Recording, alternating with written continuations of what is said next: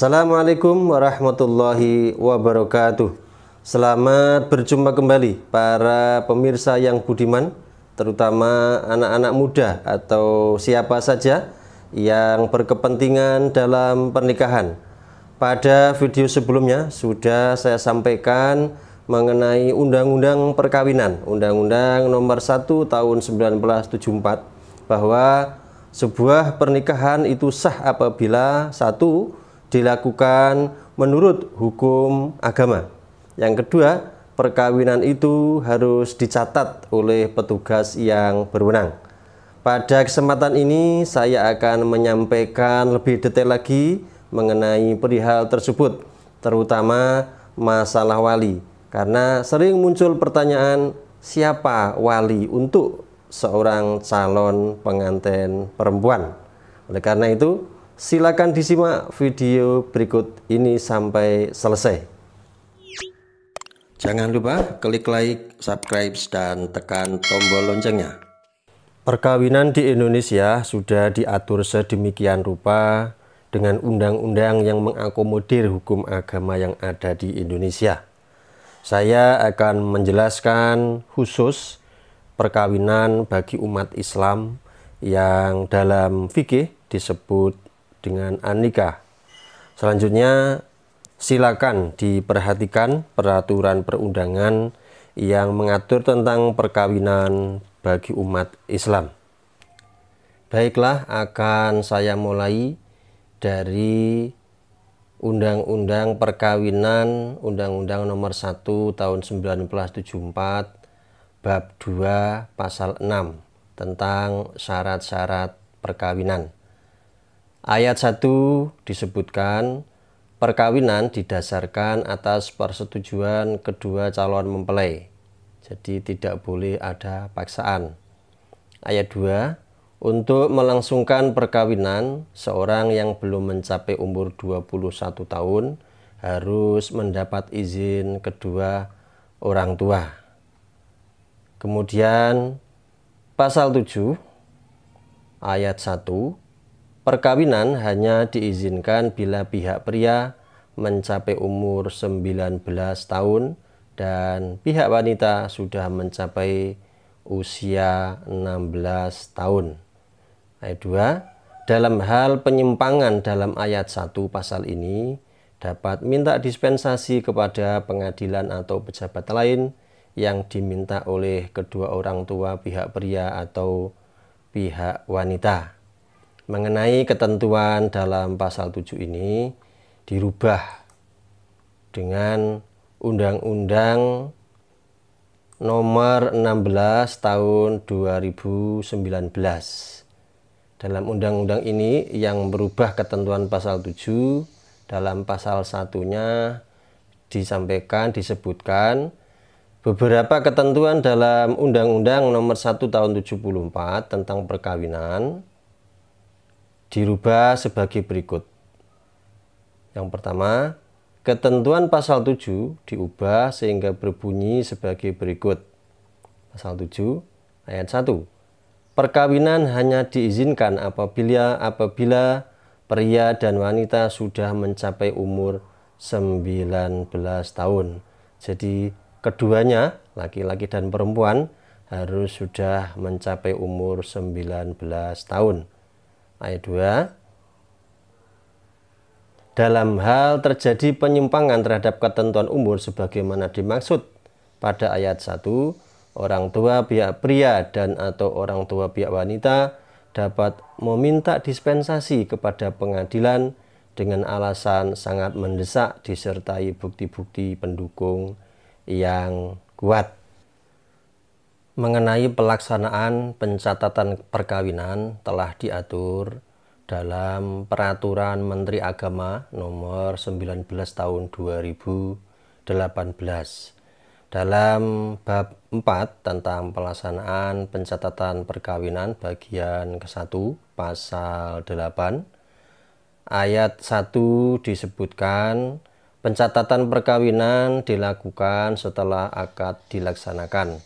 Ayat 2, akad dilaksanakan setelah memenuhi ketentuan sebagaimana dimaksud dalam pasal 4 dan pasal 5. Bagian kedua tentang rukun perkawinan.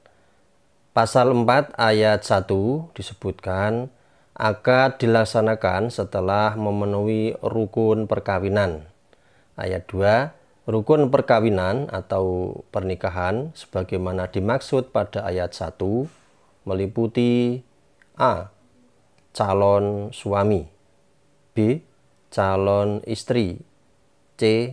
Wali, D. Dua orang saksi, dan E. Ijab kabul.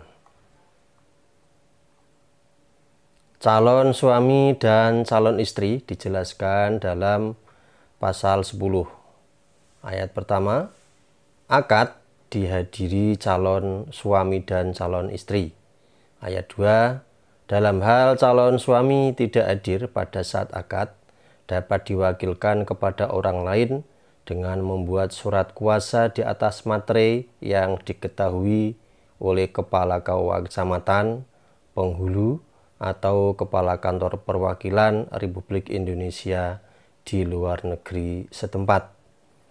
Ayat 3, persyaratan wakil sebagaimana dimaksud pada ayat 2 adalah harus laki-laki, beragama Islam, berusia paling rendah 21 tahun, berakal, dan adil. Tanpa bermaksud menafikan pendapat ulama-ulama madhab yang lain tentang wali dalam pernikahan, perlu diketahui bahwa di Indonesia yang diikuti adalah pendapat madhab Syafi'i. Dalam madhab Syafi'i atau Syafi'iyah dijelaskan bahwa wali adalah salah satu rukun nikah. Tidak sah suatu pernikahan kecuali dengan adanya wali. Dasarnya adalah Al-Quran surat Al-Baqarah ayat 232 yang artinya, maka jangan kamu menghalangi mereka menikah lagi dengan calon suaminya. Dasar yang kedua adalah hadis Nabi yang diriwayatkan oleh Ibnu Hibban, la nikaha illa biwaliyin wa syahidai adlin.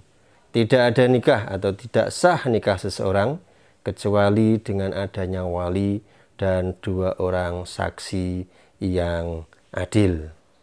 Pada paragraf 2 Peraturan Menteri Agama nomor 19 tahun 2018 mengenai wali disebutkan dalam pasal 12 ayat pertama, wali terdiri atas wali nasab dan wali hakim.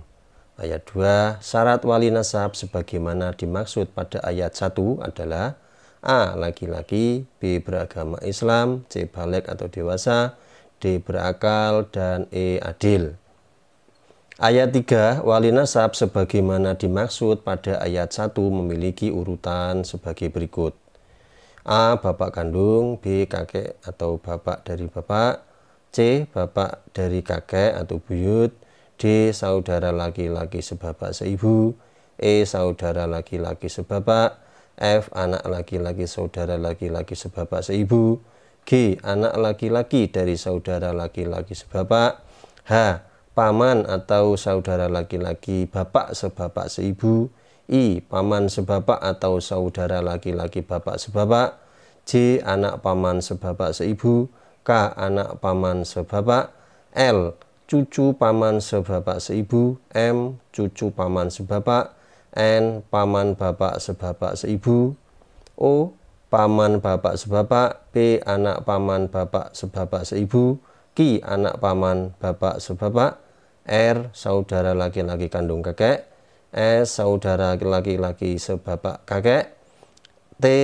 Anak sebapak seibu saudara kandung kakek, dan U. Anak saudara laki-laki sebapak kakek. Ayat 4, untuk melaksanakan akad nikah, wali nasab dapat mewakilkan kepada kepala KUA kecamatan, kepada penghulu, atau kepada orang lain yang memenuhi syarat. Ayat 5, dalam hal wali tidak hadir pada saat akad, wali harus membuat surat taukil wali yang ditandatangani oleh wali, disaksikan dua orang saksi, dan diketahui oleh Kepala KUA Kecamatan tempat tinggal wali. Kemudian pasal 12 ayat 1 disebutkan, dalam hal tidak adanya wali nasab sebagaimana dimaksud dalam pasal 11 ayat 3, akad nikah dilaksanakan dengan wali hakim. Ayat 2, wali hakim sebagaimana dimaksud pada ayat 1 dijabat oleh Kepala KUA Kecamatan. Ayat 3, wali hakim sebagaimana dimaksud pada ayat 1 dapat bertindak sebagai wali apabila A. Wali nasab tidak ada, B. Walinya adol atau menolak untuk menikahkan, C. Walinya tidak diketahui keberadaannya, D. Walinya tidak dapat dihadirkan karena dalam masa tahanan, atau E. Wali nasab tidak ada yang beragama Islam.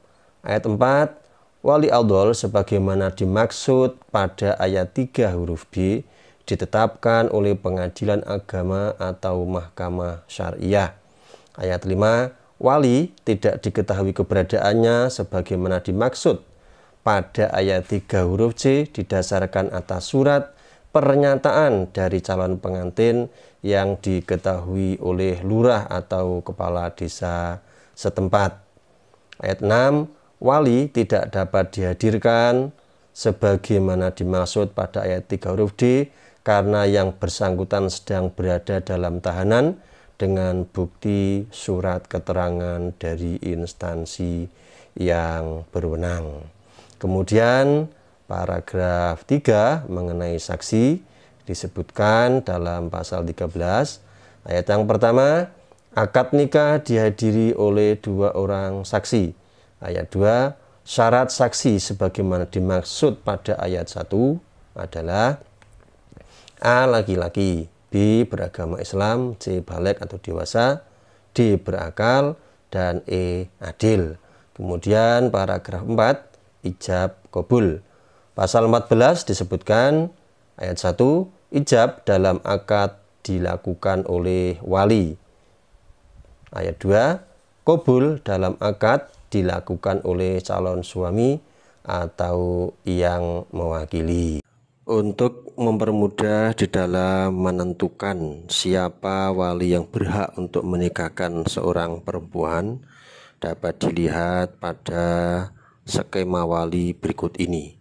Dalam skema wali ini dibagi 2 kelompok, yakni kelompok asyakik, saya seibu, dan kelompok lil'ab atau saya saja, mulai dari nomor 1 sampai nomor 21. Prinsipnya, tertib wali nikah dimulai dari nomor urut 1.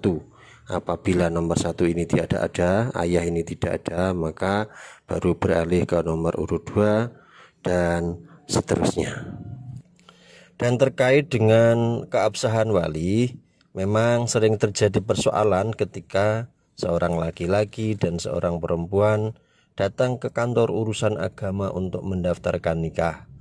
Yang sering terjadi, wali ayah kandung sudah bercerai dengan ibunya si calon pengantin perempuan dan tinggal di kota yang berbeda. Karena wali ayah kandung ini tinggal di kota yang berbeda, ini menyebabkan ketika ada pembicaraan atau musyawarah tentang nikah si anak perempuan, ayah kandungnya ini tidak dilibatkan. Baru diberitahu ketika pelaksanaan akad nikah sudah dekat waktunya. Nah, inilah yang menimbulkan persoalan. Karena tidak diajak bicara, ayah ini beralasan atau tidak mau datang. Ketika ayah kandung sebagai wali itu tidak mau datang atau tidak bisa datang, maka akad nikah tidak bisa dilaksanakan karena wali merupakan rukun nikah. Maka seorang perempuan yang ingin mendaftarkan nikah harus diperhatikan siapa walinya, dan kalau sudah jelas siapa walinya harus diajak bicara dari awal agar pada saat pelaksanaan nikah wali itu bisa datang. Apabila masih ada persoalan terkait dengan rukun nikah, baik mengenai wali ataupun yang lain, jangan segan-segan untuk datang ke kantor urusan agama untuk menanyakan atau mengkonsultasikan kepada petugas yang berwenang. Terima kasih telah menonton video sampai selesai. Semoga bermanfaat. Assalamualaikum warahmatullahi wabarakatuh.